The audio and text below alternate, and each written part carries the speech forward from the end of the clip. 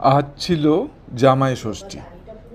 অনেক দিন বাদে আমি জামাই ষষ্ঠীতে অংশগ্রহণ করলাম, কারণ এর আগে অনেক দিন প্রায় 5 বছর পাহাড়ে ছিলাম, তার আগে বেশ কিছুটা দূরে ছিলাম।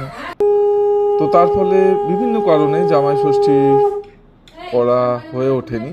তো এইবার আমার শাশুড়ি মা জামাই ষষ্ঠী করতে এসেছিলেন, মানে আমার জন্য আমার বাড়িতে।